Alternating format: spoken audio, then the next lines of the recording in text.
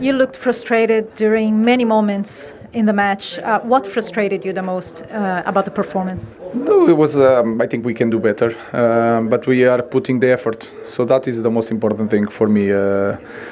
I think in some moments we did well, especially in the beginning of the game, and I felt that after the goal. We were thinking about the result, just the result, and this team needs to win games, so we need to focus on the performance, what we need to do, because if we think about the results, we forget to do the normal things. So that was my feeling. We were okay until the goal. We scored a goal, and we should do the opposite. So have more possessions, push more the opponent, and I think we were not smart in that moment. Do you think then the main challenge is to keep that urgency, that mentality of not only the result, but also how do you push that into the players? No, it's just we have to think in this moment. We need to think about the performance. Of course, I'm not crazy. I know what is the feeling of a player that plays in the team that has to win every match. But I felt that in the past. I don't feel lack of urgency in this moment. What I felt is that we missed the penalty, we missed some chances, and then we score. And I have the feeling that the team was, now we have to defend this goal, and that is not lack of urgency. It's maybe urgency in the opposite side. So we just need to focus on our movements, the way we have to play the game until the end. Yeah, defensively, why do you think Fulham kept getting into good positions, and with corners as well, they were always looking dangerous? Yeah, it's normal.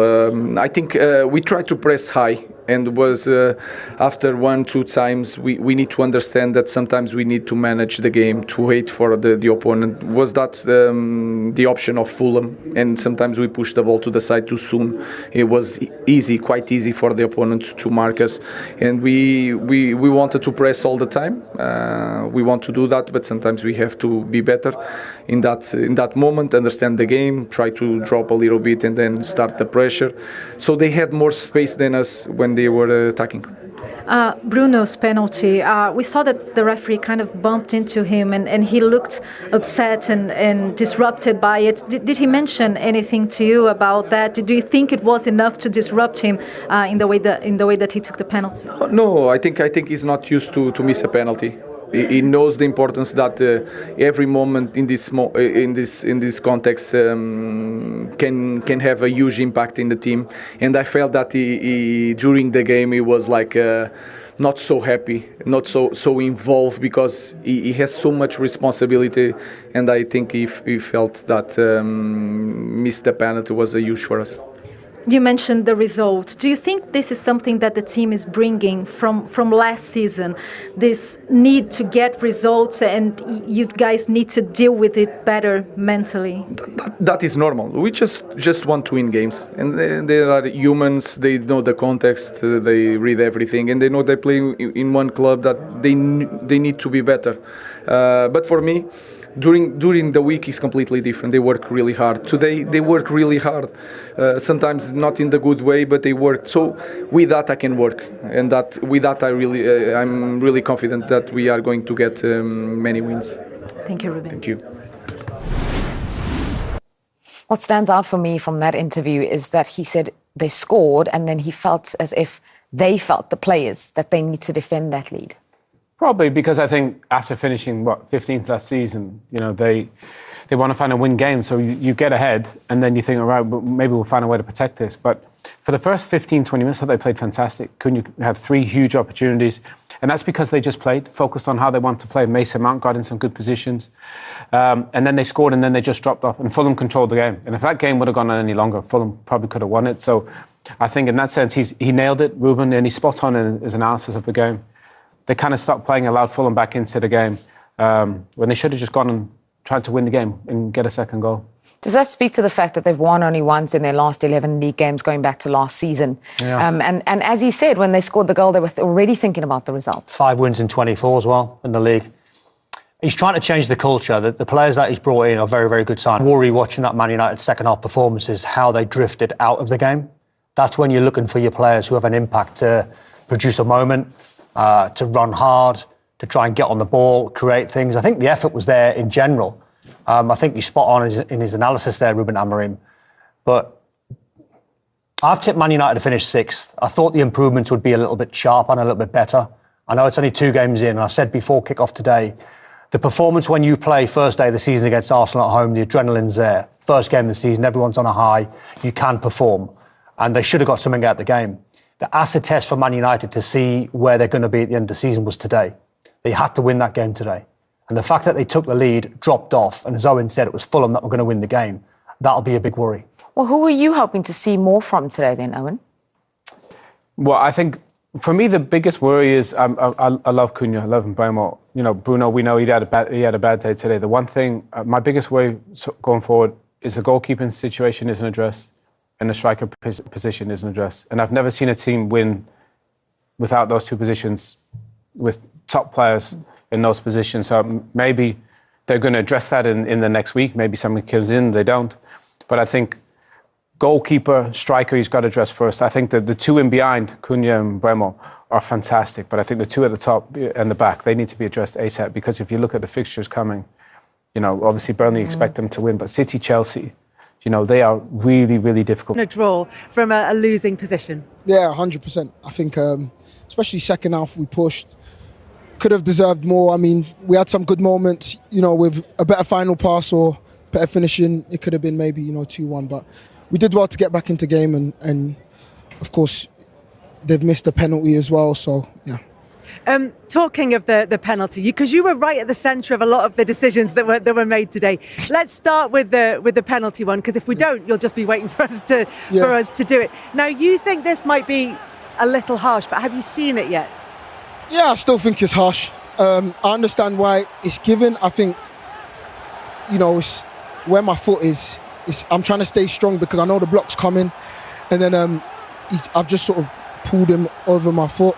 I think if my foot isn't there, but I mean, refs got to protect us as well. I think I'm strong, you know, so it looks a bit more aggressive. If it's someone stronger, I don't think it looks as bad.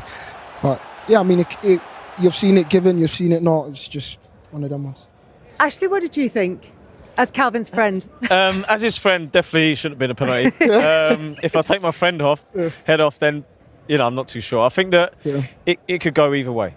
We said it in the studio that, you know, at times referees will see it and give it. At times referees will not give it.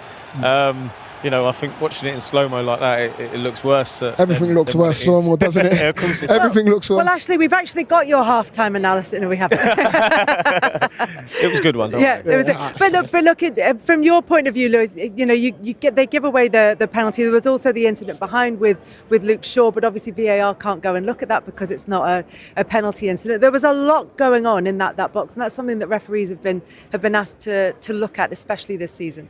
Yeah, that's the thing, you know, when you're now playing with this new technology, you have to be aware that your hands, your whatever, your body, your position of your foot will have a situation to be looked at. So there is like definitely moments where you have to actually make sure that you're on the good side. It happens, as you said, sometimes it's go for you, sometimes it's not. So on those situations, you always think that whatever like you are using your hands, you're trying to avoid like too much contact or for too long, and that's what happened. So, unfortunately. Yeah, what's the briefing been on what those decisions are going to be? I mean, it's hard, you know. Sometimes when you feel the contact early, you go down and the ref can give you a foul.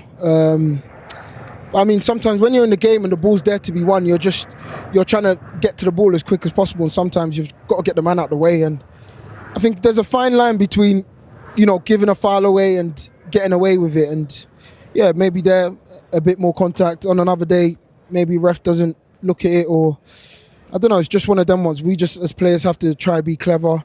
And I tried to communicate with the ref because I knew the block was coming. So I told him, you know, every corner, watch the blocks, and yeah, I mean, that's what happened when you're maybe like wrestling for a player who's weaker than you. Obviously, yeah. That's what happened. If it was a stronger centre forward, you can challenge. You know, I think it's someone similar to my size. I think, as I said before, it probably doesn't look as bad.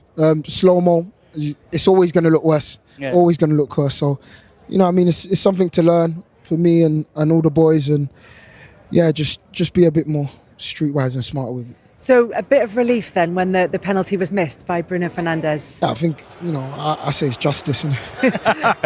God had my back. So, yeah, I mean, I didn't think it was a pen and then he's missed it. So, it's sort of a let off. You see me put my fist up in the air it's a bit of relief, yeah. Yeah, I think it's interesting. Gary Neville pointed out in commentary that the ref kind of knocks Bruno Fernandes in the build-up to the penalty, not obviously in his run-up, but in the sort of time just before. Is that really something that can put a player off? I think that, at the time, obviously, a penalty takers have got a routine that they like to go through. And when you're practicing it in training, you're not going to have a referee that's in the way that steps into it or bumps you out of the way. And I think Lou will know, as he's taken many penalties, that once you've got your routine and you go through that routine, you don't need anyone putting you off. You could say the referee's not really done a lot; he's only just touched him. But when you've got a routine and you go through it, and it's the way you take the penalties, then maybe it can put you off. And I think, to be honest, as soon as he's been touched by the referee, he's got anger inside him. And then I see the penalty going over like it did. You can tell that it's a problem. This is the type of reaction we have seen over the years. We complain about this overreaction, he's throwing his hands and all that. So those reactions where everyone is going to judge every movement, I think he put himself in a position. And when you miss, you obviously come back to punditry and say, oh, this is obviously something that has had an effect on him. So that's something that you need to work on.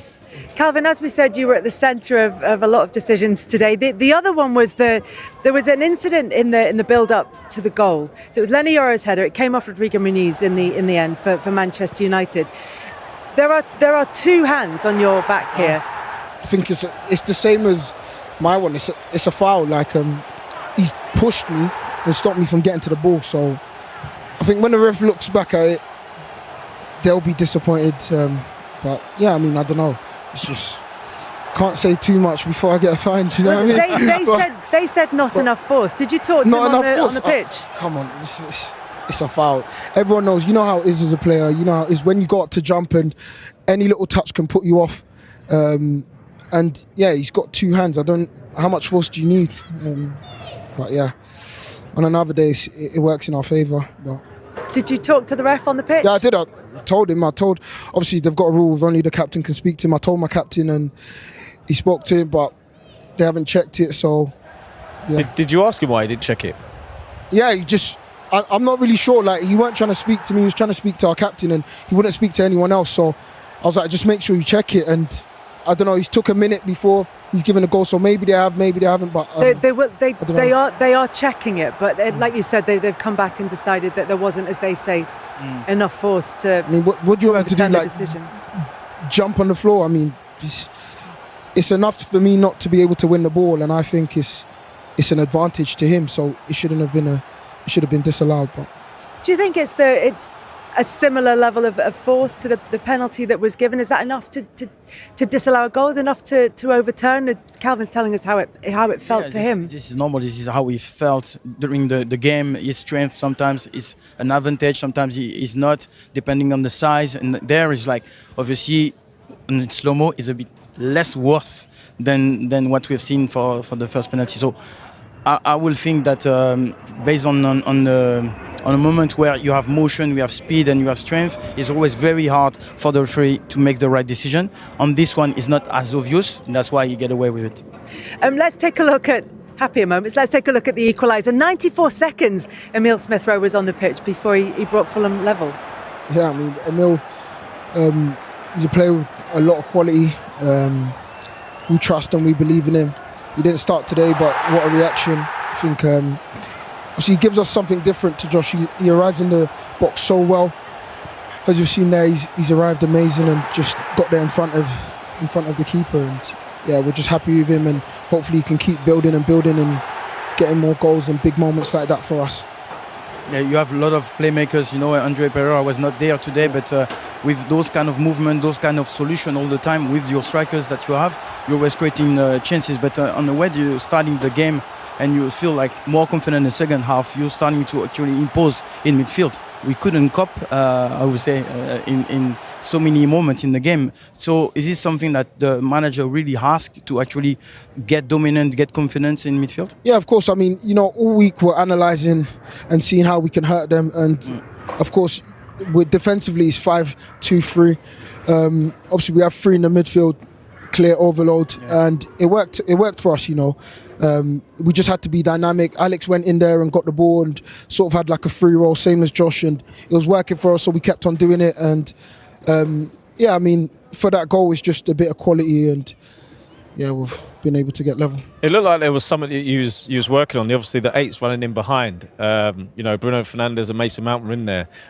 What we say is the corner run. And Alex, I know Alex from playing with him. He passes that ball all the time. And if you've got players that are running off there, you know he's going to find you. So was that something that you'd worked on in the week, that you saw a weakness maybe in Manchester United's defence? Yeah, yes and no. I think it's one because as you said, Alex does it all the time, and it's about building relationships. Alex got a good relationship with Emil and with a lot of the boys, Sasha and both our strikers. Every time he cuts into that right foot, he's looking for that ball, either front post or back post, and just there, it's just got away from Raul, but Emil's just been alert and made a good run in the box, and it fell to him.